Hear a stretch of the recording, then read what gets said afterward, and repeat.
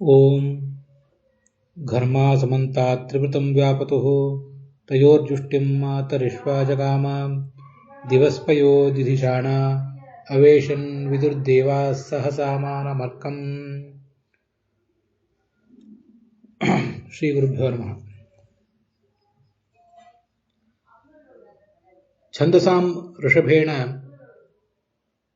ಭಗವತ ವ್ಯಾಸೇನ ಪ್ರಣೀತೆ ಶ್ರೀಮದ್ಭಾಗವತೆ द्वितीये स्कन्धे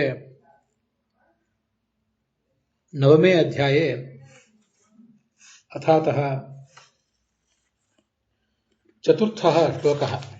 ಎರಡನೇ ಸ್ಕಂದದ 9ನೇ ಅಧ್ಯಾಯದ 4ನೇ ಶ್ಲೋಕः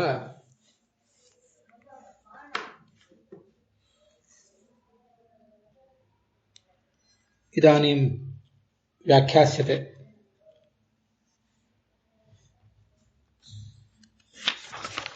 परीक्षित राजा यान् प्रश्नान् पप्रच्छ तान् प्रश्नान् व्याकुर्वन् आचार्यः शुकः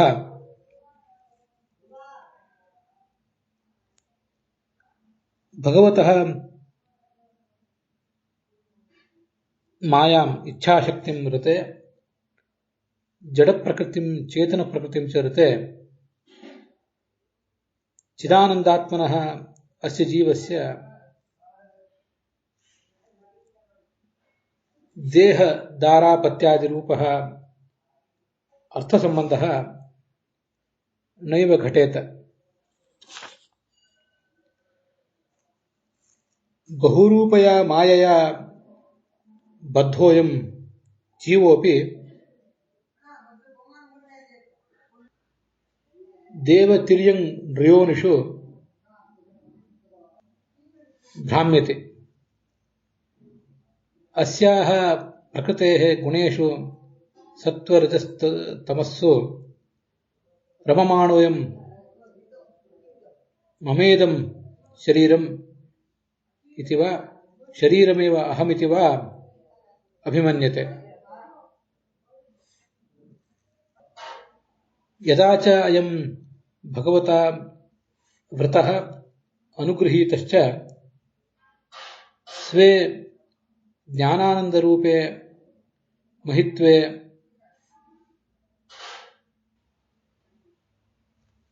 निमग्नो भवति तदा कालमाययोः प्रभावात् विमुच्यते. तदनन्तरं च न कदापि पुनरावर्तते.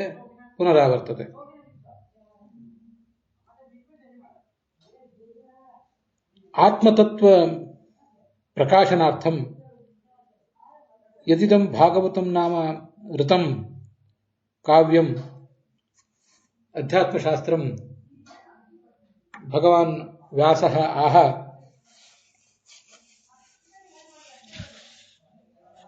अपि च चतुर्मुखस्य अव्यलीकव्रतात् व्रतेन सन्तुष्टः स्वं रूपम् अदर्शयच्च तदिदं सर्वमहं वक्तुमुत्सहे. ಭಗವಂತನ ಅನುಗ್ರಹ ಆಗಬೇಕು ಭಗವಂತನ ಜೀವನಿಗೆ. ಹಾಗಾದರೆ ತನ್ನ ಜ್ಞಾನಾನಂದಾತ್ಮಕವಾದ ಶರೀರವನ್ನು ಅವನು ಕಾಣ್ತಾನೆ. ಮತ್ತೆ ತನ್ನ ಸ್ವರೂಪ ಶರೀರದ ಅರಿವಾದಾಗ ಮುಂದೆಂದೂ ಕೂಡ ಈ ಸಂಸಾರದಲ್ಲಿ ಅವನು ಮರಳಿ ಬರಲಿಕ್ಕೆ ಬಯಸೋದಿಲ್ಲ, ಮರಳಿ ಬರುವ ಸಾಧ್ಯತೆಯೂ ಇರೋದಿಲ್ಲ.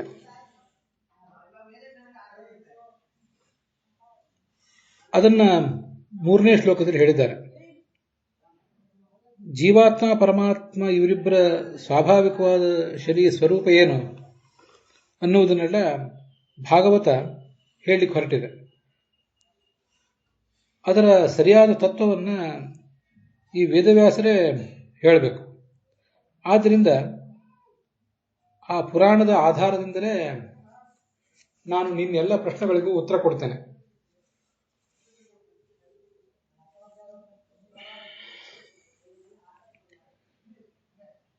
ಚತುರ್ಮುಖ ಬ್ರಹ್ಮ ಹಿಂದೆ ಈ ಭಗವಂತನ ಕುರಿತು ತಪಸ್ ಮಾಡಿದ್ನಲ್ಲ, ಆಗ ಅವನಿಗೆ ಸಂತುಷ್ಟನಾಗಿ ಈ ಭಗವಂತ ತನ್ನ ಸ್ವರೂಪವನ್ನು ತೋರಿದ ಅಂತ ಇಲ್ಲಿ ವರ್ಣನೆ ಮಾಡ್ತಿದ್ದಾರೆ. ಈ 4ನೇ ಶ್ಲೋಕಕ್ಕೆ ಕೆಲವರು ಬೇರೆ ಬೇರೆ ರೀತಿಯಾಗಿ ವ್ಯಾಖ್ಯಾನ ಮಾಡಿದ್ದಿದೆ. ಅದನ್ನ ಸ್ವಲ್ಪ ನಾವು ಗಮನಿಸಿ ಆಚಾರ್ಯರ ವ್ಯಾಖ್ಯಾನ ಏನಿದೆ ಅಂತ ಅನ್ನೋದನ್ನ ತಿಳ್ಕೊಳ್ಬೇಕು. ಜೀವನಿಗೆ ಮಿಥ್ಯಾಭೂತವಾದ ಶರೀರ ಇದೆ, ಆದರೆ ಪರಮಾತ್ಮನಿಗೆ ಹಾಗಿಲ್ಲ, ಅದು ಅವನ ಇಚ್ಛಾದಿಂದ ಬಂದಿರುವಂತಹ ಶರೀರ ಅಂತ ಕೆಲವರು ವ್ಯಾಖ್ಯಾನ ಮಾಡ್ತಾರೆ. ಜೀವಸ್ಯ ಅವಿದ್ಯೆಯ ಮಿಥ್ಯಾರೂಪ ದೇಹ ಸಂಬಂಧ, ಅವಿದ್ಯಾದಿಂದ ಅಜ್ಞಾನದಿಂದ ಮಿಥ್ಯಾಭೂತವಾದ ದೇಹ ಜೀವನಿಗೆ. ಈಶ್ವರಸ್ಯತು ಯೋಗಮಾಯೆಯ ಚಿದ್ಘನ ಲೀಲಾ ವಿಗ್ರಹ ಆವಿರ್ಭಾವ, ಭಗವಂತನಿಗೆ ಅವನಿಗೂ ಮಾಯೆಯ ಸ್ಪರ್ಶ ಇದೆ, ಆದರೆ ಅದು ಯೋಗಮಾಯ. ಆ ಯೋಗಮಾಯೆಯಿಂದ ಜ್ಞಾನಾನಂದ ರೂಪವಾದಂತಹ ಲೀಲಾ ವಿಗ್ರಹವನ್ನು ಅವನು ಸ್ವೀಕಾರ ಮಾಡ್ತಾನೆ ಅಂತ ಹೀಗೆ ವೀರರಾಘವರು ಅರ್ಥ ಹೇಳ್ತಾರೆ. ವಸ್ತುತಃ ಆ ಅರ್ಥ ಆದರೂ ಅದ್ವೈತ ಮತದಲ್ಲಿ ಎಷ್ಟು ಹೊಂದುತ್ತದೋ ನಮಗೆ ಗೊತ್ತಾಗೋದಿಲ್ಲ. ಎಲ್ಲ ಅದ್ವೈತ ಸಂಪ್ರದಾಯದವರು ಆ ಅರ್ಥವನ್ನು ಒಪ್ಪುತ್ತಾರ ಅನ್ನೋದ್ರ ಬಗ್ಗೆ ನನಗೊಂದಿಷ್ಟು ಸಂಶಯ ಇದೆ. ಭಗವಂತನಿಗೆ ಹಾಗೆ ಜೀವನಿಗೆ ಇಬ್ಬರಿಗೂ ಕೂಡ ಅಭೇದವೇ ಇರೋದ್ರಿಂದ ಅವರಿಗೆ ಈ ದೇಹ ಅನ್ನೋದು ಇಲ್ಲವೇ ಇಲ್ಲ, ನಿರ್ಗುಣ ನಿರಾಕಾರರವರಿಬ್ಬರು ಕೂಡ. ಆದ್ದರಿಂದ ಭಗವಂತನಿಗೆ ಯೋಗಮಾಯೆಯಿಂದ ಜ್ಞಾನಾನಂದಾತ್ಮಕವಾದ ಶರೀರ ಬರುವುದು ಅಂದರೆ ಹೇಗೆ, ಅದು ಸತ್ಯಭೂತವಾದದ್ದು ಮಿಥ್ಯಾಭೂತವಾದದ್ದು ಅನ್ನೋ ಪ್ರಶ್ನಕ್ಕೆ ಅಲ್ಲಿ ಉತ್ತರ ಸಿಗೋದಿಲ್ಲ ಅಂತೂ ಹಾಗೆ ಹೇಳ್ತಾರೆ. ವೀರರಾಘವರು ಹೇಳಿದ ಅರ್ಥ ಚೆನ್ನಾಗಿದೆ.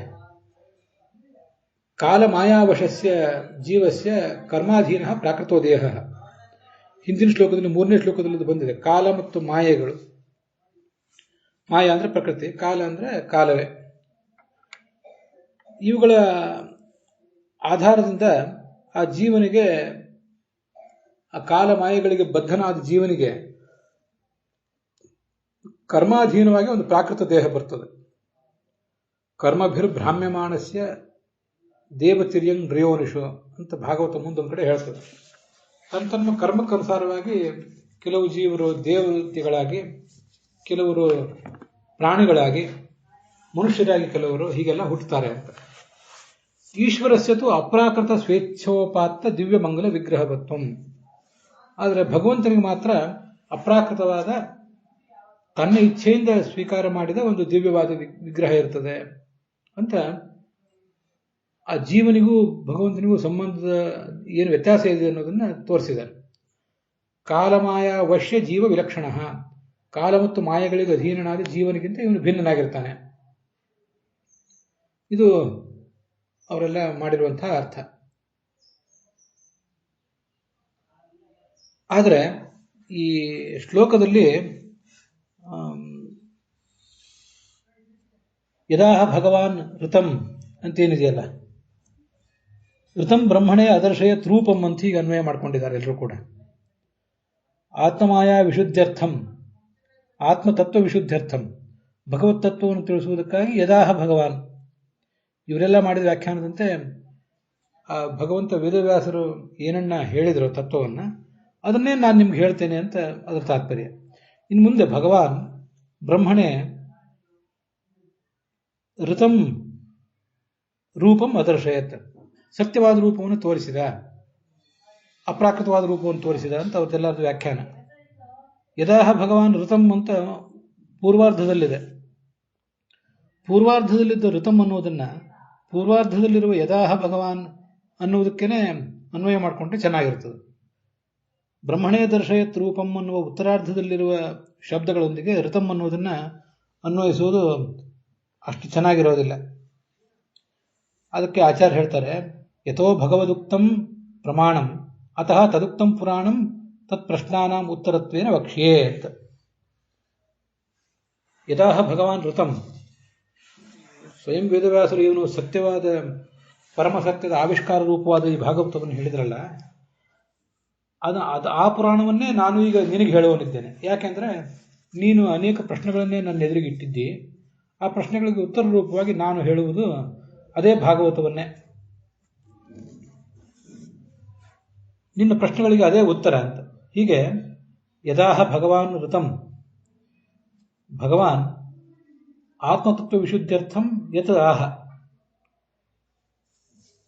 ಈ ಭಗವತ್ತತ್ವ ಮತ್ತು ಜೀವತತ್ವ ಇವುಗಳ ಸತ್ಯ ಸ್ವರೂಪವನ್ನು ವಿವರಿಸುವುದಕ್ಕಾಗಿ ಏನು ಋತಂ ಯದಾಹ, ಸತ್ಯಭೂತವಾದ ಯಾವ ಶಾಸ್ತ್ರವನ್ನು ರಚನೆ ಮಾಡಿದ್ನೋ, ಪರಮಸತ್ಯ ಆವಿಷ್ಕಾರ ರೂಪವಾದ ಯಾವ ಶಾಸ್ತ್ರವನ್ನು ಅವನು ಪ್ರತಿಪಾದನೆ ಮಾಡಿದ್ನೋ, ತದಹಂ ವದಾಮಿ ಅಂತ ಅಲ್ಲಿ ತಿಳ್ಕೊಳ್ಬೇಕು. ಯತ್ ಆಹ ಅಂತ ಏನು ಬಂದಿದೆಯಲ್ಲ, ಅಲ್ಲಿ ತತ್ ಅಹಂ ವಚ್ಮಿ ಅಂತ ಅನ್ನೋದು ಶ್ಲೋಕದಲ್ಲಿ ಇಲ್ಲ. ನಾವೇ ಅದನ್ನ ತಿಳ್ಕೊಳ್ಬೇಕಷ್ಟೆ. ಉತ್ತರಾರ್ಧದಲ್ಲಿ ಹೇಳುವ ವಿಷಯ ಬೇರೆ. ಹಿಂದೆ 8ನೇ ಅಧ್ಯಾಯದಲ್ಲಿ ದದೃಶೇ ಏನ ತದ್ರೂಪಂ ನಾಭಿ ಪದ್ಮ ಸಮುದ್ಭವ ಅಂತ ಈ ಪರೀಕ್ಷಿತ ಪ್ರಶ್ನೆ ಕೇಳಿದ್ದ. ಈ ಚತುರ್ಮುಖ ನಾಭಿಕಮಲದಿಂದ ಹುಟ್ಟಿ ಆ ಭಗವಂತನ ರೂಪವನ್ನು ಕಾಣ್ತಾನೆ ಅವನ ಅನುಗ್ರಹದಿಂದ ಅಂತ ಬಂದಿದೆ. ಇದು ಹೇಗೆ ಸಾಧ್ಯ? ಆ ಭಗವಂತನಿಗೂ ಅಂಥ ಒಂದು ದಿವ್ಯವಾದ ವಿಗ್ರಹ ಇದೆಯೋ ಹೇಗೆ ಅಂತೆಲ್ಲ ಪ್ರಶ್ನೆ ಬಂದಾಗ ಅದಕ್ಕೆ ಬ್ರಹ್ಮಣೇ ಅದರ್ಶಯತ್ ರೂಪಂ, ಚತುರ್ಮುಖ ಬ್ರಹ್ಮನಿಗೆ ಆ ರೂಪವನ್ನು ಇವನು ತೋರಿಸಿದ. ಅವ್ಯಲೀಕ ವ್ರತಾತ್ ಋತಃ, ಅವನು ಯಾವುದೇ ಕಪಟವಿಲ್ಲದೆ ಶುದ್ಧವಾದ ಜ್ಞಾನವುಳ್ಳವನಾಗಿ ಈ ತಪಸ್ಸನ್ನು ಮಾಡಿದ್ನಲ್ಲ ಚತುರ್ಮುಖ ಬ್ರಹ್ಮ. ಅಂಥ ಪ್ರಿಯವಾದ ತಪಸ್ಸಿನಿಂದ, ಚತುರ್ಮುಖ ಬ್ರಹ್ಮ ಮಾಡಿದ ತಪಸ್ಸಿನಿಂದ ಭಗವಂತ ಒಲಿದು ಅವನಿಗೆ ತನ್ನ ನಿಜ ರೂಪ ತೋರಿಸಿದ ಅಂತ ಅದರ ತಾತ್ಪರ್ಯ. ಇದನ್ನ ಚತುರ್ಮುಖ ಬ್ರಹ್ಮ ಈಗ ಪ್ರಶ್ನೆ ಮಾಡಿದ. ಚತುರ್ಮುಖ ಬ್ರಹ್ಮ ಸೃಷ್ಟಿ ಮಾಡಬೇಕಾಗಿತ್ತು. ಅವನ ಸೃಷ್ಟಿ ಕಾರ್ಯಕ್ಕೆ ಉಪಯುಕ್ತವಾದ ಜ್ಞಾನವನ್ನು, ಅವನಿಗೆ ರೂಪವನ್ನು, ಎಲ್ಲವನ್ನೂ ತೋರಿಸಿದ ಅಂತ ಇಲ್ಲಿ ಹೇಳಿ ಹೊರಟಿದ್ದಾರೆ. ಮತ್ತೆ ಬಹಳ ಮುಖ್ಯವಾಗಿ ಈ ಜೀವಾಭಿಮಾನಿಯಾದವನು ಚತುರ್ಮುಖ ಬ್ರಹ್ಮ, ಸಕಲ ಜೀವರಿಗೂ ಅವನು ಮುಖ್ಯಸ್ಥ, ಜೀವೋತ್ತಮ.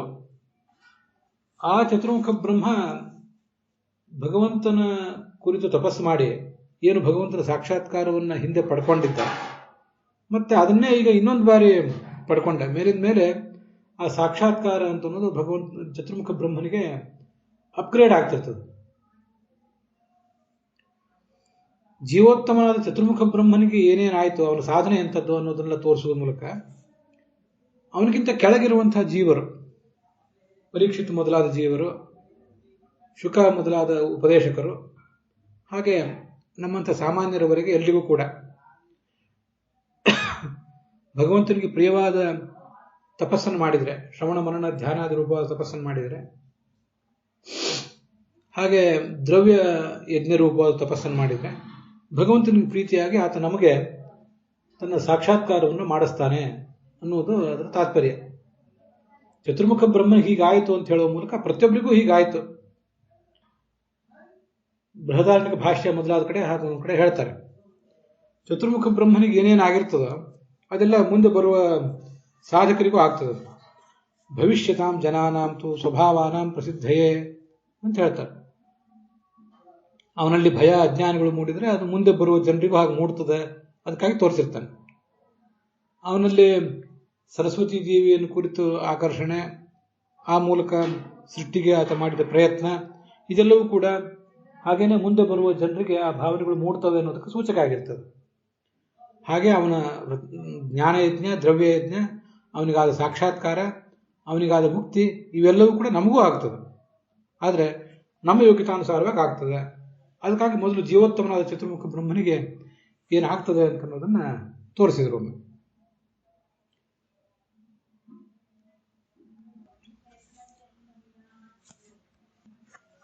ಮುಂದೆ ಆ ಆದಿದೇವ ಚತುರ್ಮುಖ ನಾಭಿಕಮಲದಲ್ಲಿ ಕೂತ್ಕೊಂಡು ಏನು ಆಲೋಚನೆ ಮಾಡಬೇಕು, ಏನು ತಪಸ್ಸು, ಮುಂದೆ ಏನು ಮಾಡಬೇಕು, ಸೃಷ್ಟಿ ಹೇಗೆ ಮಾಡಬೇಕು ಅಂತ ಆಲೋಚನೆ ಮಾಡಿದೆ.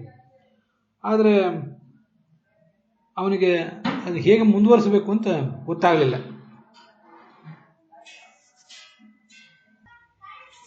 ಹೀಗಿದ್ದಾಗ ಅವನಿಗೆ ಒಂದು ಶಬ್ದ ಕೇಳಿತು, ನೀರಿನಲ್ಲಿ ಆ ಒಂದು ಶಬ್ದ ಕೇಳಿತದೆ. ಅದು ತಪ ಅಂತ ಅದ್ರ ಶಬ್ದ, ತಪಸ್ಸು ಮಾಡು ಅಂತ ಅದರ ತಾತ್ಪರ್ಯ ಅಷ್ಟೆ. ತಪಸ್ಸು ಅನ್ನೋದೇನಿದೆ, ತಪಸ್ಸು ಅನ್ನೋ ಒಂದು ಆಲೋಚನೆ, ಅದು ಬಹಳ ಒಂದು ದೊಡ್ಡ ಧನ. ಯಾವ ಲೌಕಿಕ ಸಂಪತ್ತನ್ನು ಅಪೇಕ್ಷಿಸದೆ ಭಗವಂತನನ್ನು ಆರಾಧನೆ ಮಾಡುವುದಕ್ಕಾಗಿ ಯಾರು ಯೋಗಿಗಳು ತೊಡಗಿರ್ತಾರೆ ಅವ್ರಿಗೆ ಅದೊಂದು ದೊಡ್ಡ ತಪಸ್ಸು. ಅಂಥದ್ದೊಂದು ಶಬ್ದ ಅವನಿಗೆ ಕೇಳಿಸ್ತು. ಅದನ್ನು ಹೇಗೆ ವರ್ಣನೆ ಮಾಡಿದ್ದಾರೆ ಅಂದಲ್ಲಿ, ತಪ ಅಂತಿದೆಯಲ್ಲ, ಸ್ಪರ್ಶೇಶು ಷೋಡಶಂ ಏಕವಿಂಶಂ, ಈ ನೇರವಾಗಿ ತಪ ಅಂತ ಅವ್ರು ಹೇಳಲಿಲ್ಲ. 16ನೇ ಅಕ್ಷರ ಮತ್ತು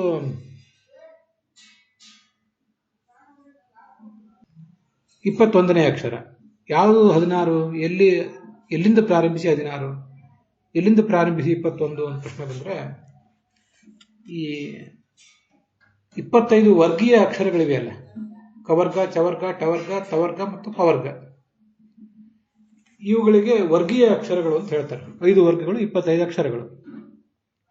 ಅದರಲ್ಲಿ ಅವುಗಳನ್ನು ಸ್ಪರ್ಶಾಕ್ಷರಗಳು ಅಂತ ಕೂಡ ಹೇಳ್ತಾರೆ. ಈ ವ್ಯಾಕರಣಶಾಸ್ತ್ರದಲ್ಲಿ ಯಾವ್ಯಾವ ಅಕ್ಷರಗಳು ಎಲ್ಲೆಲ್ಲಿಂದ ಹುಟ್ಟುತ್ತವೆ, ಯಾವ ಸ್ಥಾನಗಳಲ್ಲಿ, ಮತ್ತು ಅವು ಹುಟ್ಟಲಿಕ್ಕೆ ಬೇಕಾಗಿರುವ ಪ್ರಯತ್ನ ಯಾವುದು ಅನ್ನೋದ್ರ ಬಗ್ಗೆ ಎಲ್ಲ ವಿವರಣೆ ಮಾಡಿದ್ದಾರೆ. ಹಾಗೆ ಇದು ಸ್ಪರ್ಶ ಅಂತನ್ನುವುದು ಒಂದು ಪ್ರಯತ್ನ. ಒಟ್ಟು 25 ಸ್ಪರ್ಶಾಕ್ಷರಗಳು. ಅವುಗಳನ್ನು ಸ್ಪರ್ಶಾಕ್ಷರಗಳು ಅಂತ ಯಾಕೆ ಹೇಳ್ತಾರೆ ಅಂದರೆ, ನಾನೀಗಾಗಲೇ ಹೇಳಿದೆ, ಅವು ಪ್ರತಿಯೊಂದು ವರ್ಗವೂ ಕೂಡ ಹುಟ್ಟುವ ಜಾಗಗಳು ಬೇರೆ ಬೇರೆನೇ ಇವೆ. ಕವರ್ಗ ಹುಟ್ಟುವುದು ಕಂಠದಿಂದ, ಚವರ್ಗ ಹುಟ್ಟುವುದು ಕಿರುನಾಲಿಗೆಯಿಂದ, ತವರ್ಗ ಹುಟ್ಟುವುದು ದಂತಗಳಿಂದ, ಟವರ್ಗ ಹುಟ್ಟುವುದು ಮೂರ್ಧ ತಲೆಯಿಂದ, ಪವರ್ಗ ಹುಟ್ಟುವುದು ತುಟಿಗಳಿಂದ ಅಂತ ಹೀಗೆಲ್ಲ ಸ್ಥಾನಗಳನ್ನು ಹೇಳಿದ್ದಾರೆ. ಸ್ಥಾನಗಳಲ್ಲದೆ ಪ್ರಯತ್ನಗಳಿವೆ. ಈ ಸ್ಪರ್ಶಾಕ್ಷರಗಳನ್ನು ಸ್ಪರ್ಶಾಕ್ಷರ ಅಂತ ಯಾಕೆ ಹೇಳ್ತಾರೆ ಅಂತ ಹೀಗೆ ಪೂರ್ಣವಾಗಿ ನಮಗೆ ಗ್ರಹಿಕೆಗೆ ಬರೋದಿಲ್ಲ. ಆದರೂ ಸ್ವಲ್ಪ ಶಾಸ್ತ್ರವನ್ನು ಗಮನಿಸಿದರೆ ನಾವು ಬಾಯಿಯನ್ನು ತೆಗೆದು ಕ, ಚ ಇತ್ಯಾದಿಗಳನ್ನು ಉಚ್ಚಾರ ಮಾಡುವಾಗ ಬಾಯಿಯ ಒಳಗಿನ ಅಂಗಗಳಲ್ಲಿ ಆ ನಾಲಿಗೆ ಮೊದಲಾದವುಗಳು ಸ್ಪರ್ಶ ಆಗಬೇಕಾಗ್ತದೆ. ಸ್ಪರ್ಶ ಇಲ್ಲದೇ ಅದನ್ನು ಉಚ್ಚಾರ ಮಾಡಲಿಕ್ಕೆ ಬರೋದಿಲ್ಲ. ಅಕಾರವನ್ನು ಕೇವಲ ಕಂಠದ ಸಹಾಯದಿಂದ ಉಚ್ಚಾರ ಮಾಡಬಹುದು. ಬಾಯಿ ತೆಗೆದು ನಾಲಿಗೆಯನ್ನು ಅಲುಗಾಡಿಸದೆ ಕಕಾರವನ್ನು ಉಚ್ಚಾರ ಮಾಡಬಹುದು. ಆದರೆ ಕವರ್ಗ, ಚವರ್ಗ ಇತ್ಯಾದಿ 25 ಅಕ್ಷರಗಳನ್ನು ಉಚ್ಚಾರ ಮಾಡಬೇಕಾದ್ರೆ ನಾಲಿಗೆ, ಹಲ್ಲು ಮೊದಲಾದವುಗಳ ಸ್ಪರ್ಶ ಆಗಬೇಕಾಗ್ತದೆ. ಹೀಗೆ ವಿವೃತ, ಸಂವೃತ, ಸ್ಪರ್ಶ, ಮಹಾಪ್ರಾಣ, ಅಲ್ಪಪ್ರಾಣ ಇವುಗಳನ್ನೆಲ್ಲ ಪ್ರಯತ್ನಗಳು ಅಂತ ಪರಿಗಣನೆ ಮಾಡಿದ್ದಾರೆ. ಹಾಗೆ ಈ 25 ಅಕ್ಷರಗಳಿಗೆ ಸ್ಪರ್ಶಾಕ್ಷರಗಳು ಅಂತ ಕರೀತಾರೆ. ಅದರಲ್ಲಿ 16ನೇ ಅಕ್ಷರ, ಮೊದಲು ಕವರ್ಗದಲ್ಲಿ 5 ಅಕ್ಷರ, ಚವರ್ಗದಲ್ಲಿ 5 ಅಕ್ಷರ, ಟವರ್ಗದಲ್ಲಿ 5 ಅಕ್ಷರ, 15 ಅಕ್ಷರಗಳಾದವು. 4ನೇ ತವರ್ಗದಲ್ಲಿ ಮೊದಲನೇ ಅಕ್ಷರ ಅಂದರೆ ತ, ಅದು ಒಟ್ಟಾರೆ 25 ಅಕ್ಷರಗಳಲ್ಲಿ 16ನೇದ್ದು. ಅದಾದ ನಂತರ 21ನೇ ಅಕ್ಷರ ಅಂದರೆ ಕೊನೆಯ ವರ್ಗ, ತವರ್ಗದವರೆಗೆ 20 ಅಕ್ಷರ ಆಗ್ತವೆ. ಪವರ್ಗದಲ್ಲಿ ಮೊದಲನೇ ಅಕ್ಷರ ಅಂದರೆ ಪ, ಅದು 21ನೇ ಅಕ್ಷರ. ಹೀಗೆ 16ನೇ ಅಕ್ಷರ ಮತ್ತು 21ನೇ ಅಕ್ಷರ ಇವೆರಡನ್ನು ಸೇರಿಸಿ ತಪಃ ಅಂತ ಹೀಗೆ ಹೇಳಿದ್ದನ್ನ ಕೇಳಿದ ಅಂತ. ಇಲ್ಲಿ ತಪಃ ಅಂತ ನೇರವಾಗಿ ಯಾಕೆ ಹೇಳಲಿಲ್ಲ, ನಾನು ಅದನ್ನು ತುಂಬ ಆಲೋಚನೆ ಮಾಡಿದ್ರು ನನಗೇನು ಹೊಳೆಯಲಿಲ್ಲ. ಅದನ್ನ ಸ್ಪರ್ಶೇಶು ಷೋಡಶಂ ಏಕವಿಂಶಂ, ಸ್ಪರ್ಶಾಕ್ಷರಗಳಲ್ಲಿ 16ನೇದ್ದು ಮತ್ತು 21ನೇದ್ದು ಅಂತ ಹೇಳುವ ಉದ್ದೇಶ ಏನು? ನೇರವಾಗಿ ತಪಃ ಅಂತ ಹೇಳ್ಬೋದಿತ್ತಲ್ಲ. ಏನೋ ಉದ್ದೇಶ ಇದ್ದಿರಬೇಕು. ನಮ್ಮ ವ್ಯಾಖ್ಯಾನಗಳಲ್ಲಿ ಅದರ ವಿವರಣೆ ಏನು ಕಾಣಿಸೋದಿಲ್ಲ. ಅದು ಮತ್ತು ನನಗೂ ಕೂಡ ಏನು ಕಂಡಿಲ್ಲ. ಅಷ್ಟನ್ನ ನನಗೇನು ಇಲ್ಲಿವರೆಗೆ ಕಂಡು ಬಂದಿದೆ ಅದನ್ನು ಹೇಳಿದ್ದೇನೆ ಅಷ್ಟೆ.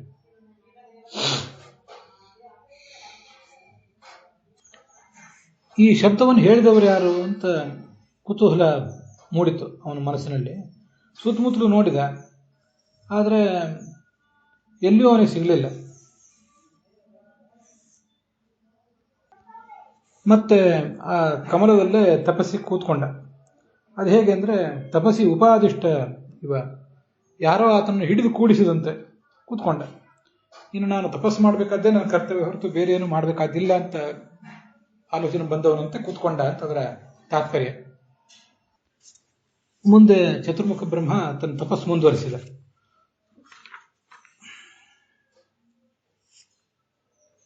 1000 ದಿವ್ಯ ವರ್ಷ ಕಾಲ ತಪಸ್ಸು ಮಾಡಿದ ಅಂತ.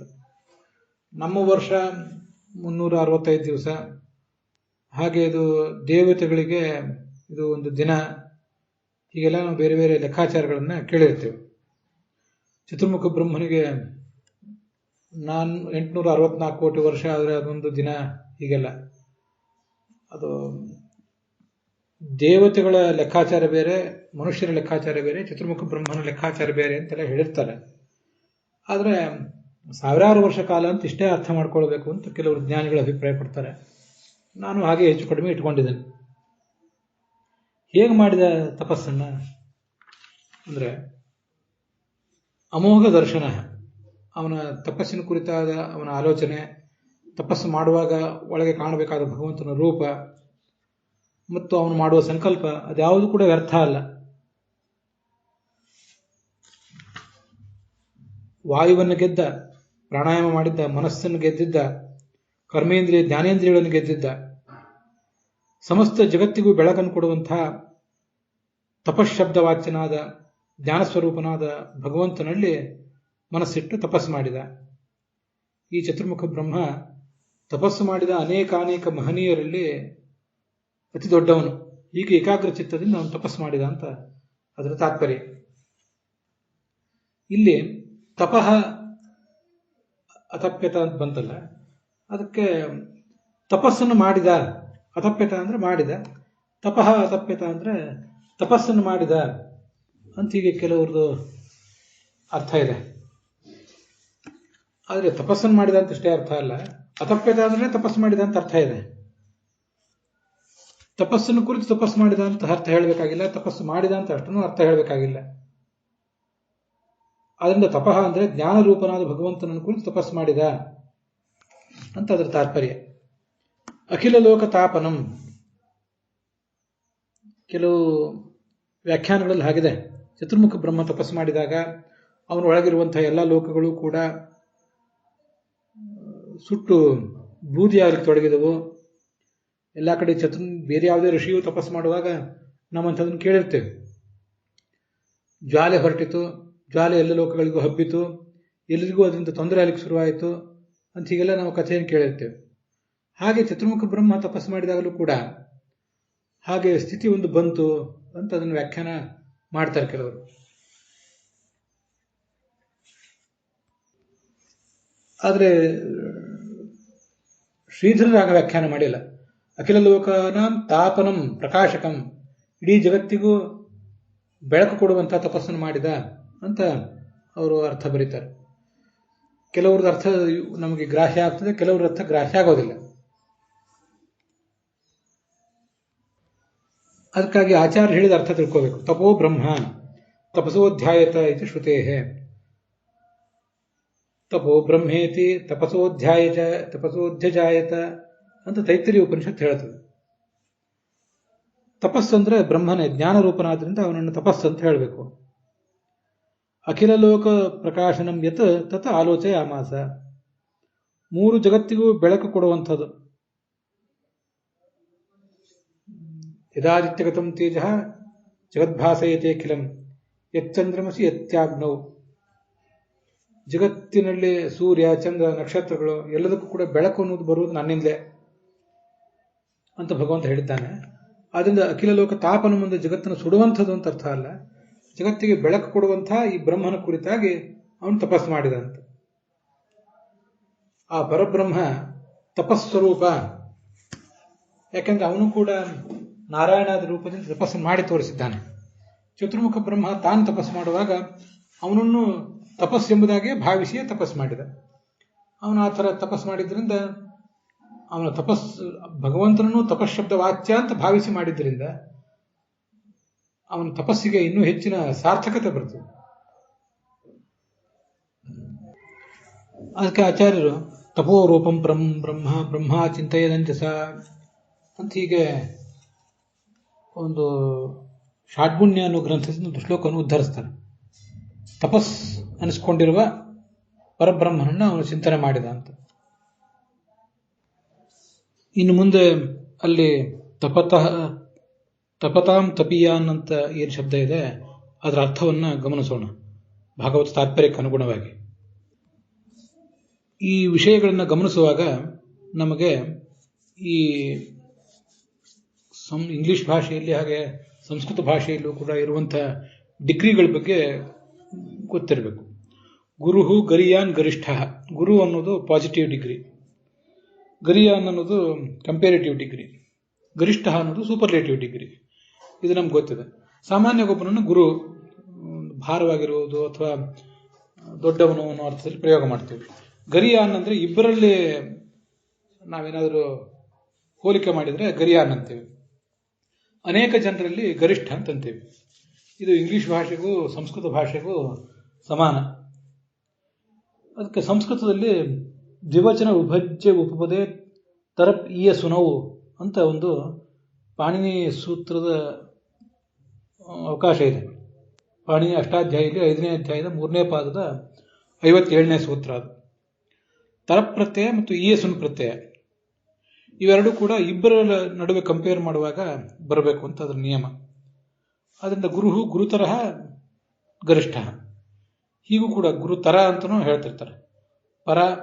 ಪರತರ ಪರತಮ. ಹಾಗೇನೆ ಗುರು ಗರಿಯಾನ್ ಈ ತರ ಮತ್ತು ತಮ ಪ್ರತ್ಯಯಗಳಿಗೆ ಬದಲಾಗಿ ಈಯಸುನ್ ಪ್ರತ್ಯಯ ಮತ್ತು ಇಷ್ಟ ಪ್ರತ್ಯಯ ಅರ್ಥ ಸಮಾನ. ತರ ಪ್ರತ್ಯಯಕ್ಕೆ ಪರ್ಯಾಯವಾಗಿ ಈಯಸುನ್ ಪ್ರತ್ಯಯ ಕೆಲವು ಶಬ್ದಗಳಿಗೆ, ತಮ ಪ್ರತ್ಯಯಕ್ಕೆ ಪರ್ಯಾಯವಾಗಿ ಇಷ್ಟ ಪ್ರತ್ಯಯ ಕೆಲವು ಕಡೆ ಹೀಗೆ ಬರ್ತಿರ್ತದೆ. ಈಗಿಲ್ಲಿ ತಪತಾಂ ತಪೀಯಾನ್ ಅಂತ ಚತುರ್ಮುಖ ಬ್ರಹ್ಮನಿಗೆ ವಿಶೇಷಣ ಮಾಡಿದ್ದಾರೆ. ಅದೇನರ್ಥ? ಬಹಳ ದೊಡ್ಡ ತಪಸ್ವಿ ಅಂತ ಅರ್ಥ ಹೇಳಬೇಕಾಗಿದೆ. ಅದಕ್ಕೆ ತಪತಾಂ ತಪೀಯಾನ್ ಅಂತ ಅರ್ಥ ಹೀಗೆ ಪ್ರಯೋಗ ಮಾಡಿದ್ರಿಂದ ಏನು ಅರ್ಥ ಸಿಗ್ತದ ಅಂತ ನಮಗೆ ಸಂಶಯ ಬರ್ತದೆ. ತಪತಾಂ ತಪಿಷ್ಠ ಅಂತ ಹೀಗೆ ಹೇಳಬೇಕಾಗಿತ್ತು. ಯಾಕಂದ್ರೆ ಸೂಪರ್ಲೇಟಿವ್ ಡಿಗ್ರಿಯನ್ನು ತಪಸ್ಸು ಮಾಡುವ ಎಲ್ಲ ಜೀವಕೋಟಿಯಲ್ಲೂ ಅತ್ಯಂತ ಶ್ರೇಷ್ಠ ಅವನು. ತಪಿಷ್ಠ ಅಂತ ಹೀಗೆ ಪ್ರಯೋಗ ಮಾಡಬೇಕಾಗಿತ್ತು ಅಂತ ಒಂದು ಸಂಶಯ ಬರ್ತದೆ. ಅದರ ಬದಲು ಈ ಕಂಪೇರಿಟಿವ್ ಡಿಗ್ರಿಯನ್ನು ಪ್ರಯೋಗ ಮಾಡಿದ್ದಾರೆ. ಹಾಗಾದ್ರೆ ಕಂಪೇರಿಟಿವ್ ಡಿಗ್ರಿಯನ್ನು ಪ್ರಯೋಗ ಮಾಡಿದಾಗ ಏನರ್ಥ? ಇಬ್ಬರಲ್ಲಿ ಹೋಲಿಕೆ ಮಾಡ್ತಾ ಇದ್ದಾರಾ ಇಲ್ಲಿ ಅಂತ ಸಂಶಯ ಬರ್ತದೆ. ಅದಕ್ಕೆ ಆಚಾರ್ಯರು ಗೀತಾ ಪ್ರಸ್ಥಾನದಲ್ಲಿ ಒಂದು ಉತ್ತರ ಕೊಟ್ಟಿದ್ದಾರೆ. ಅದನ್ನು ನಾವಿಲ್ಲಿ ತಗೊಳ್ಬೇಕು. ಯತ್ರೋ ಭಯೋ ಪ್ರಯೋಗೋನ ತತ್ರೈಕಾರ್ಥವು ತರಪ್ತಮವು ಅಂತ ಶಬ್ದ ನಿರ್ಣಯ ಅಂತ ಆಚಾರ್ಯರು ಉದ್ಧಾರ ಮಾಡ್ತಾರೆ.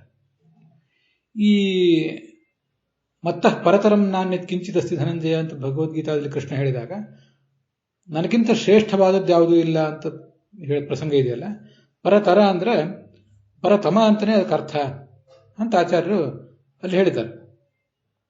ಅದರಂತೆ ಇಲ್ಲಿಯೂ ಕೂಡ ತಪೀಯಾನ್ ಅಂತ ಈಯಸುನ್ ಪ್ರತ್ಯಯಾಂತವಾದ ಶಬ್ದ ಇದೆಯಲ್ಲ, ಅದಕ್ಕೆ ಆ ಗರಿಷ್ಠ ಸೂಪರ್ಲೇಟಿವ್ ಡಿಗ್ರಿ ಅರ್ಥವನ್ನೇ ಇದಕ್ಕೂ ಇಟ್ಕೊಳ್ಬೇಕು. ಎಲ್ಲಿಯಾದರೂ ಇಬ್ಬರ ನಡುವೆ ಹೋಲಿಕೆ ಇದ್ರೆ ಅಲ್ಲಿ ತರ ಪ್ರತ್ಯಯ ಪ್ರಯೋಗ ಮಾಡಬೇಕು. ಅನೇಕ ಜನರ ನಡುವೆ ಒಬ್ಬ ಶ್ರೇಷ್ಠ ಅಂತ ಹೇಳುವಾಗ ತಮ್ಮ ಪ್ರತ್ಯಯವನ್ನು ಹೇಳಬೇಕು. ಇಬ್ಬರ ನಡುವೆ ಹೇಳಿಕೆ ಇಲ್ಲದೆ ಹೋದಾಗ ಅತ್ಯಂತ ಶ್ರೇಷ್ಠ ಅನ್ನುವ ಅರ್ಥವೇ ಇದೆ, ಅದರ ಪ್ರಯೋಗ ಮಾತ್ರ ತರಪ್ ಅಂತಿದೆ. ಹಾಗಿದ್ದಾಗ ತರಪ್ರತ್ಯಯಕ್ಕೂ ತಮ ಪ್ರತ್ಯಯಕ್ಕೂ ಒಂದೇ ಅರ್ಥ. ಅದರಿಂದ ಮತ್ತಃ ಪರತರಂ ನಾಣ್ಯತ್ ಕಿಂಚಿದಸ್ತಿ ಧನಂಜಯ ಅಂದ್ರೆ ಮತ್ತಃ ಪರತಮಂ ನಾಣ್ಯತ್ ಕಿಂಚಿದಸ್ತಿ ಧನಂಜಯ ಅಂದ್ರೆ ಅದಕ್ಕೆ ಅರ್ಥ ಅಂತ ಅಲ್ಲಿ ಹೇಳಿದ್ದಾರೆ. ಹಾಗೆ ಅದನ್ನು ಕೂಡ ಅದೇ ಥರ ಇಲ್ಲಿ ಕೂಡ ಇಟ್ಕೊಂಡ್ರೆ ತಪತಾಂ ತಪೀಯಾನ್ ಅಂತ ಹೀಗೆ ಹೇಳೋ ಬದಲು ಬರೀ ತಪೀಯಾನ್ ಅಂತ ಹೇಳಿದ್ರೆ ಸಾಕು. ಅಲ್ಲಿ ಭಗವದ್ಗೀತಾದಲ್ಲಿ ಇಂಥವರಲ್ಲಿ ನಾನು ಶ್ರೇಷ್ಠ ಅಂತ ಏನು ಬಂದಿಲ್ಲಲ್ಲ, ಪರತರಂ ಅಂತ ಬಂದಿದೆ, ಇಷ್ಟೇ ಬಂದಿದೆ. ಅದೇ ಥರ ಇಲ್ಲೂ ಕೂಡ ತಪೀಯಾನ್ ಅಂತ ಹೇಳಿದ್ರೆ ಸಾಕಾಗ್ತಿತ್ತು. ಆದ್ರಿಂದ ನಾವು ಸಿಗಬೇಕಾದ ಅರ್ಥವೆಲ್ಲವೂ ಸಿಗ್ತಿತ್ತು. ಹಾಗೆ ಬೇರೆ ಬೇರೆ ಕಡೆ ಅನೇಕ ಥರದ ಪ್ರಯೋಗಗಳನ್ನು ಕೂಡ ನಾವು ನೋಡ್ತೇವೆ. ವರೀಯಾನೇಷತೆ ಪ್ರಶ್ನ ಕೃತೋ ಲೋಕಹಿತೋ ನೃಪ ಅಂತ ಇಲ್ಲೇ ಭಾಗವತದಲ್ಲೇ ಬಹಳ ಅತ್ಯಂತ ಶ್ರೇಷ್ಠವಾದ ಪ್ರಶ್ನೆ ಮಾಡಿದ್ದೀನಿ ನೀನು ಅಂತ ಶುಕಾಚಾರ್ಯರು ಇದೇ 2ನೇ ಸ್ಕಂದದ ಆರಂಭದಲ್ಲಿ ಇದ್ದಿರಬೇಕದು. ಬಹಳ ಉತ್ತಮವಾದ ಪ್ರಶ್ನೆಯನ್ನು ಮಾಡಿದ್ದೆ ಅಂತ ಅವನನ್ನು ಹೊಗಳ್ತಾನೆ. ಅಲ್ಲಿ ವರಿಯಾನ್ ಅಂತಿದೆ, ಅದಕ್ಕೆ ವರಿಷ್ಠ ಅಂತಲೇ ಅರ್ಥ. ವರಿಯಾನ್ ವರಿಷ್ಠ. ಇಲ್ಲಿ ಯಾವುದೋ ಇನ್ನೊಂದು ಪ್ರಶ್ನೆ ಜೊತೆಗೆ ಅದನ್ನು ಕಂಪೇರ್ ಮಾಡಿರುವುದಲ್ಲ, ಅತ್ಯಂತ ಶ್ರೇಷ್ಠವಾದ ಪ್ರಶ್ನೆ ಅನ್ನೋ ಅರ್ಥದಲ್ಲಿ ಅಲ್ಲಿ ಪ್ರಯೋಗ ಮಾಡಿದ್ದಾರೆ. ಮತ್ತೆ ಹೀಗೆ ಅನೇಕ ಕಡೆ ಮಹಾಭಾರತ ಮೊದಲಾದ ಕಡೆ ಹೀಗೆ ಪ್ರಯೋಗ ಮಾಡಿರ್ತಾರೆ. ಮಹಾಭಾರತದಲ್ಲಿ ಏತೇಷಾಮಪಿ ಸರ್ವೇಷಾಂ ಗರಿಯಾನ್ ಜ್ಞಾನದೋ ಗುರುಹು ಅಂತ ಪ್ರಯೋಗ ಇದೆ ನೋಡಿ. ಇಲ್ಲಿ ಗರಿಯಾನ್ ಅಂತ ಆ ಕಂಪೇರಿಟಿವ್ ಡಿಗ್ರಿ ಇದೆ, ಆದರೆ ಏತೇಷಾಮಪಿ ಸರ್ವೇಷಾಂ ಅಂತ ಸೂಪರ್ಲೇಟಿವ್ ಡಿಗ್ರಿಗೆ ಬೇಕಾದ ಒಂದು ಪ್ರಸಂಗ ಇದೆ. ಆದ್ದರಿಂದ ಇಲ್ಲೆಲ್ಲ ಕಡೆ ಗರಿಯಾನ್ ಅಂದರೆ ಗರಿಷ್ಠ ಅಂತಲೇ ಅರ್ಥ. ಧರ್ಮಲೋಪೋ ಗರಿಯಾನ್ ವೈ ಸ್ಯಾದಿತ್ಯಕರೋನ್ ಮತಂ ಅಂತ ಆದಿಪರ್ವದಲ್ಲಿ ಒಂದು ಪ್ರಯೋಗ ಇದೆ. ಗರಿಯಾನ್ ಬ್ರಾಹ್ಮಣವಧಃ ಸರ್ವಭೂತ ವಧಾತ್. ಹೀಗೆ ಬೇರೆ ಬೇರೆ ಕಡೆ ಪ್ರಯೋಗಗಳು ಕಾಣಿಸ್ತಿರ್ತವೆ. ಕೆಲವು ಕಡೆ ಕಂಪೇರಿಟಿವ್ ಡಿಗ್ರಿಯಲ್ಲಿ, ಕೆಲವು ಕಡೆ ಸೂಪರ್ಲೇಟಿವ್ ಡಿಗ್ರಿಯಲ್ಲಿ ಕೂಡ ತಮಪ್ರತ್ಯಯಕ್ಕೆ ಬದಲಾಗಿ ತರಪ್ರತ್ಯಯವನ್ನೇ ಹೇಳ್ತಿರ್ತಾರೆ. ಆವಾಗ ತರಪ್ರತ್ಯಯಕ್ಕೂ ತಮಪ್ರತ್ಯಯದ ಅರ್ಥವನ್ನೇ ಹೇಳಬೇಕು. ಈಯಸುನ್ ಪ್ರತ್ಯಯಾಂತವಾದ ಶಬ್ದಕ್ಕೂ ಕೂಡ ಇಷ್ಟ ಅನ್ನೋ ಪ್ರತ್ಯಯವನ್ನೇ ಹೇಳಬೇಕು. ಹಾಗಿರುವಾಗ ಇಲ್ಲಿ ಈಯಸುನ್ ಅಂತ ಪ್ರತ್ಯಯ ಏನು ಬಂದಿದೆ, ತಪಿಯಾನ್ ಅಂತ ಇಷ್ಟು ಹೇಳಿದ್ರೆ ಸಾಕು. ತಪತಾಂ ತಪಿಯಾನ್ ಅಂತ ಯಾಕೆ ಹೇಳಬೇಕು ಅಂತ ನಮಗೊಂದು ಜಿಜ್ಞಾಸೆ ಇಲ್ಲಿ ಬರ್ತದೆ. ಅದಕ್ಕೆ ಆಚಾರ್ಯರು ಭಾಗವತ ತಾತ್ಪರ್ಯದಲ್ಲಿ ಅದಕ್ಕೆ ಸಮಾಧಾನ ಹೇಳಿದ್ದಾರೆ. ಉತ್ತಮೋತ್ತಮತ್ವಂ ಉಕ್ತಂ ಅಂತ. ತಪಸಾಂ ತಪೀಯಾನಿತ್ಯನೇನ ಭಾಗವತದ ಈ ಒಂದು ಹೇಳಿಕೆಯ ಮೂಲಕ ಉತ್ತಮರಾದ ವ್ಯಕ್ತಿಗಳಿಗಿಂತಲೂ ಈತ ಉತ್ತಮ ಅನ್ನೋದನ್ನು ಹೇಳಿದಂತಾಗ್ತದೆ. ಅದಕ್ಕೆ ವ್ಯಾಸ ನಿರುಕ್ತ ಅನ್ನೋ ಒಂದು ಗ್ರಂಥವನ್ನು ಕೂಡ ಆಚಾರ ಕೊಡ್ತಾರೆ. ಮಹಾನ್ ಮಹೀಯಸಾಮಾದಿ ಬ್ರೂಯಾದತ್ಯುತ್ತಮೋತ್ತಮಂ ಹೆಚ್ಚಾಧಿಕಂ ವದೇತ್ತತ್ರ ಅಥವಾ ಯತ್ರಾಧಿಕಂ ವದೇತ್ತತ್ರ ವದೇತ್ ಕಿಂಚಿತ್ ಜ್ಞೇಯೋರ್ಥಸ್ತತ್ರ ಚಾಧಿಕಃ ಇತಿ ವ್ಯಾಸ ನಿರುಕ್ತೆ. ಅನೇಕ ಪ್ರಯೋಗಗಳು ನಮಗೆ ಹೀಗೆ ಕಾಣಿಸ್ತವೆ. ಮಹೀಯಸಾಂ ಮಹಾನ್, ಮಹತಾಂ ಮಹೀಯಾನ್, ತಪತಾಂ ತಪೀಯಾನ್ ಹೀಗೆಲ್ಲ ಪ್ರಯೋಗಗಳು ಬಂದಾಗ ಅತ್ಯುತ್ತಮರಿಗಿಂತಲೂ ಉತ್ತಮ ಅನ್ನೋ ಅರ್ಥವನ್ನು ಹೇಳ್ತದೆ. ಹೀಗೆ ವ್ಯಾಸ ನಿರುಕ್ತವೇ ಇದೆ. ಇಲ್ಲಿ ಇಷ್ಟ ಪ್ರತ್ಯಯಕ್ಕೆ ಪರ್ಯಾಯವಾಗಿ ಈಯಸುನ್ ಪ್ರತ್ಯಯಾಂತವಾದ ಶಬ್ದ ಒಂದೇ ಸಾಕಾಗಿದ್ರೂ ಕೂಡ ಮತ್ತೊಂದು ಎಕ್ಸ್ಟ್ರಾ ತಪತಾಮ್ ಅಂತ ಬಂತಲ್ಲ, ಹಾಗೆ ಬಂದಿದ್ದರಿಂದ ಮತ್ತೂ ಹೆಚ್ಚಿನ ಅರ್ಥವನ್ನು ತೋರಿಸುವ ಉದ್ದೇಶ ಅವರಿಗಿರ್ತದೆ. ಅದು ಹೇಗೆ ಅಂದರೆ, ತಪಸ್ಸು ಮಾಡುವ ಇಂದ್ರಾದಿ ದೇವತೆಗಳಿಗಿಂತಲೂ ರುದ್ರಾದಿ ದೇವತೆಗಳಿಗಿಂತಲೂ ಹೆಚ್ಚು ತಪಸ್ಸು ಮಾಡಿದವನು ಇವನು ಅಂತ ಆ ಅರ್ಥ ಅಲ್ಲಿ ತಿಳಿದು ಬರ್ತದೆ. ಅದಕ್ಕಾಗಿ ಅತ್ಯುತ್ತಮರಾದಂತಹ ದೇವತೆಗಳು ಅಂತೇನಿದ್ದಾರೆ, ದೇವ ಋಷಿ ಪಿತೃಪಾಹ ನರಾಹ, ಸಾಧಕರು ದೇವತೆಗಳು ಋಷಿಗಳು, ಪಿತೃಗಳು, ಚಕ್ರವರ್ತಿಗಳು ಮತ್ತು ಮನುಷ್ಯರು ಅಂತ 5 ಬಗೆಯವರು. ಕೊನೆಯವರು ಮನುಷ್ಯರು. ಅದರಲ್ಲಿ ಅತ್ಯುನ್ನತ ಡಿಗ್ರಿ ಅಂದರೆ ದೇವತೆಗಳದು. ಆ ದೇವತೆಗಳಲ್ಲೇ ಈತ ಅತ್ಯುತ್ತಮ ಅಂತ ಹೆಚ್ಚಿನ ಅರ್ಥವನ್ನು ಹೇಳಬೇಕಾಗಿದೆ. ಅದಕ್ಕಾಗಿ ಇಂಥ ಉದ್ದೇಶ ಇರ್ತದೆ. ನಾನೀಗ ದೇವಋಷಿ ಪಿತೃಪಾಹ ನರಾಹ ಅಂತ ಇದು ನನ್ನ ವೈಯಕ್ತಿಕ ಅನುಸಂಧಾನ ಮಾಡಿಕೊಂಡೆ. ತಪಸ್ಸು ಮಾಡುವವರು ಮನುಷ್ಯರು ಇದ್ದಾರೆ, ಚಕ್ರವರ್ತಿಗಳಿದ್ದಾರೆ, ಪಿತೃಗಳಿದ್ದಾರೆ, ಋಷಿಗಳಿದ್ದಾರೆ, ದೇವತೆಗಳಿದ್ದಾರೆ.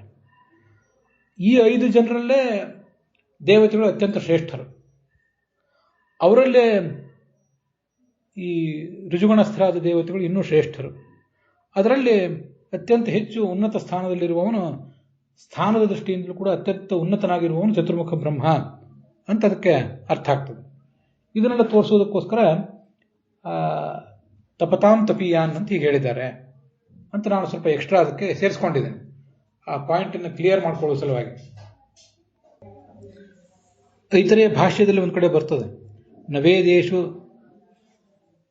ಸ್ವರಃ ವರ್ಣೋವ ಕಿಂಚಿದ್ ವ್ಯರ್ಥಯಿಷ್ಯತೆ ಯಥಾಯೋಗಂ ಚ ಅರ್ಥಃ ಊಹ್ಯ ಸರ್ವತ್ರ ವೇದಿಭಿಹಿ ಅಂತ. ವೇದಗಳಲ್ಲಿ ಆಗಲಿ ಮತ್ತು ಯಾವುದೇ ಪುರಾಣಗಳಾಗಲಿ ಒಂದು ಸ್ವರ, ಒಂದು ವರ್ಣ, ಒಂದು ಅಕ್ಷರ ಯಾವುದೂ ವ್ಯರ್ಥ ಅಲ್ಲ. ಅಲ್ಲಿ ಹಾಗೆ ಪ್ರಯೋಗ ಮಾಡಿದ್ದಾರೆ ವ್ಯಾಸರು ಮೊದಲಾದವರು ಅಂದರೆ ವೇದದ ಅಪೌರುಷೀಯವಾದ ವೇದದಲ್ಲಿ ಹಾಗಿದೆ ಅಂದರೆ ಅದಕ್ಕೆ ಏನಾದರೂ ಒಂದು ವಿಶೇಷ ಅರ್ಥವನ್ನು ನಾವಲ್ಲಿ ಸ್ವೀಕಾರ ಮಾಡಬೇಕು ಅಂತ ಅದರ ತಾತ್ಪರ್ಯ ಆಗ್ತದೆ. ಆದ್ದರಿಂದ ಮುಕ್ತಿಯೋಗ್ಯರಾದ 5 ವರ್ಗಗಳೇನಿವೆ ಅದರಲ್ಲೇ ಅತ್ಯುನ್ನತ ವರ್ಗ ಋಜುಗುಣಸ್ಥರು, 5 ವರ್ಗದಲ್ಲಿ ದೇವತೆಗಳು ಅತ್ಯಂತ ಶ್ರೇಷ್ಠರು, ಅದರಲ್ಲಿ ಋಜುಗುಣಸ್ಥರು, ಅದರಲ್ಲಿ ಅತ್ಯಂತ ಶ್ರೇಷ್ಠನಾದವನು ಚತುರ್ಮುಖ ಬ್ರಹ್ಮ ಅಂತ ಅರ್ಥ. ಅಥವಾ ತಪಸ್ಸು ಮಾಡುವವರು ತಾಮಸರು ತಪಸ್ಸು ಮಾಡ್ತಾರೆ, ಕೆಲವೊಮ್ಮೆ ರಾಜಸರು ಮಾಡ್ತಾರೆ, ಸಾತ್ವಿಕರು ಮಾಡ್ತಾರೆ. ಹೀಗೆ ತಪಸ್ಸು ಮಾಡುವ ಸಾತ್ವಿಕರಲ್ಲಿ ಅತ್ಯಂತ ಶ್ರೇಷ್ಠನಾದವನು ಇವನು. ಹೀಗೆ ಅವನು ಮಾಡಿದ ತಪಸ್ಸಿನಿಂದ ಅತ್ಯಂತ ಸಂತುಷ್ಟನಾದ ಭಗವಂತ ಅನ್ನೋದನ್ನು ತೋರಿಸಲಿಕ್ಕೋಸ್ಕರ ತಪತಾಂ ತಪೀಯಾನ್ ಅಂತ ಪ್ರಯೋಗ ಮಾಡಿದ್ದಾರೆ. ಅಲ್ಲಿ ಅದು ಹಿಂದೆ ಬಂದಿದೆ, ಅವ್ಯಲೀಕ ವ್ರತಾದೃತಃ ಅಂತ. ಅವನು ಮಾಡುವ ತಪಸ್ಸು ಅಷ್ಟು ಶ್ರೇಷ್ಠವಾಗಿತ್ತು, ಅದಕ್ಕಾಗಿ ಭಗವಂತ ಪ್ರೀತನಾಗಿ ಅವನಿಗೆ ಮೈದೋರಿದ ಅಂತ ಅದರ ತಾತ್ಪರ್ಯ ಆಗ್ತದೆ. ಇದಿಷ್ಟು ನಾವು ಈ ಭಾಗವತದ 2ನೇ ಸ್ಕಂದದ 9ನೇ ಅಧ್ಯಾಯದ ಈ 8ನೇ ಶ್ಲೋಕದ ಕುರಿತಾಗಿ ನೋಡುವಂತಹ ವ್ಯಾಕರಣಾಂಶ. ಅದರೊಂದಿಗೆ ಇವತ್ತಿನ ಈ ಭಾಗ ಸಮಾಪ್ತ ಆಗಿದೆ. ಹುಸಿಯ ನಾಡಿ ಹೊಟ್ಟೆ ಹೊರೆವ ವಿಷಯದಲ್ಲಿ ರಸಿಕನೆಂದು ಹುಸಿಗೆ ಹಾಕಿದಿರುವ ಇನ್ನು ಹೃಷಿಕೇಶನೇ, ಈಶನಿನ್ನ ಚರಣ ಭಜನೆ ಆಸೆಯಿಂದ ಮಾಡುವೆ, ದೋಷರಾಶಿ ನಾಶ ಮಾಡು ಶ್ರೀಶಕೇಶವ. ಶ್ರೀಕೃಷ್ಣಾರ್ಪಣಮಸ್ತು.